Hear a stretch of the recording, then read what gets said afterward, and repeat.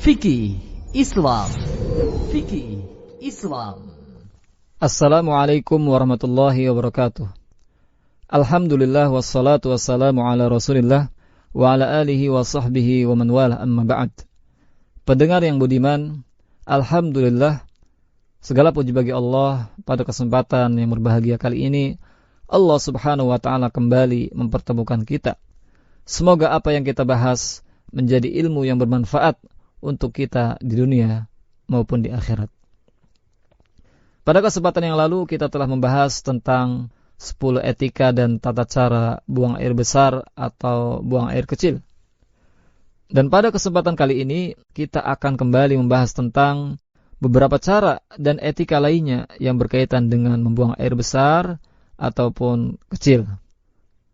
Cara dan etika lainnya dalam buang air yaitu wajib membersihkan sisa najis yang masih ada pada tempat keluarnya najis dengan menggunakan batu ataupun benda padat lainnya yang suci, atau hanya dengan menggunakan air. Hal ini sebagaimana yang diriwayatkan oleh Abu Dawud dari Aisyah radhiyallahu anha bahwasanya Rasulullah SAW bersabda, "Idza dhahaba ahadukum ilal gha'it falyadhhab ma'ahu bi thalathati ahjar yastatibu bihin fa innaha tudzi'u anhu." Yang artinya, jika salah seorang di antara kalian selesai buang air besar atau kecil, maka hendaknya ia beristinja dengan 3 buah batu, karena yang demikian sudah mencukupi. Kemudian hadis yang lainnya yaitu apa yang diriwayatkan oleh Imam Bukhari dan Muslim dari Anas radhiyallahu anhu, ia berkata, ketika Rasulullah SAW masuk ke dalam jamban, aku dan orang yang sebaya denganku membawa seember air dan gayung. Lantas Rasulullah SAW bersuci dengan air tersebut. Masih mengenai hal ini, Ibnu Abbas juga berkata dalam riwayat Bukhari dan Muslim, Rasulullah SAW pernah melintasi 2 makam. Lantas beliau berkata, innahuma la yu'adzabani wa ma yu'adzabani fi kabir, amma ahaduhuma fakana la yastatiru minal baul wa amma al-akharu fakana yamshi bin namimah. Kedua penghuni makam ini dalam keadaan disiksa. Mereka tidak disiksa atas dosa besar. Salah seorang dari mereka tidak bersuci setelah kencing, dan yang satunya lagi ia selalu mengadu domba saat berjalan. Kemudian cara dan adab lainnya untuk membersihkan najis, yaitu hendaknya tidak bersuci dengan menggunakan tangan kanan, agar tangan kanan tidak sampai menyentuh barang yang kotor secara langsung. Hal ini sebagaimana riwayat Imam Muslim dari Abdurrahman bin Zaid radhiyallahu anhu, ia berkata, ada seorang yang bertanya kepada Salman, apakah Nabimu telah mengajarkan segala sesuatu sampai masalah kotoran? Salman menjawab, iya. Tidak hanya itu, bahkan kami dilarang menghadap kiblat pada saat membuang air besar maupun air kecil. Kami dilarang bersuci dengan menggunakan tangan kanan. Kami dilarang bersuci kurang dari 3 biji batu.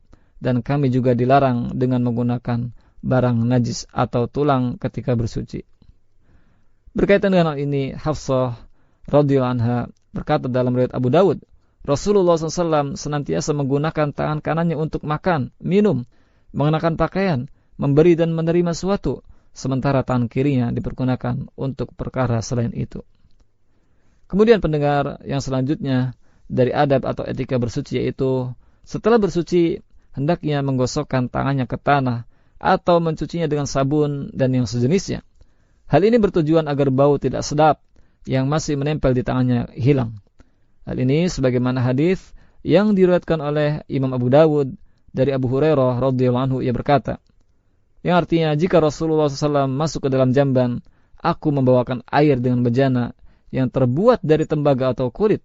Kemudian beliau bersuci dengan air. Setelah itu beliau menggosokkan tangannya ke tanah. Kemudian pendengar yang budiman, adab atau etika ketika bersuci yang selanjutnya yaitu jika selesai kencing, hendaknya memercikan air ke kemaluan dan celananya. Hal ini bertujuan untuk menghindari rasa was-was yang masih tersimpan dalam hati. Sehingga pada saat ia melihat bagian yang basah, ia meyakini bahwa yang basah tersebut merupakan bekas percikan air. Hal ini sebagaimana hadis riwayat Abu Dawud dari Hakim bin Sufyan atau Sufyan bin Al-Hakam.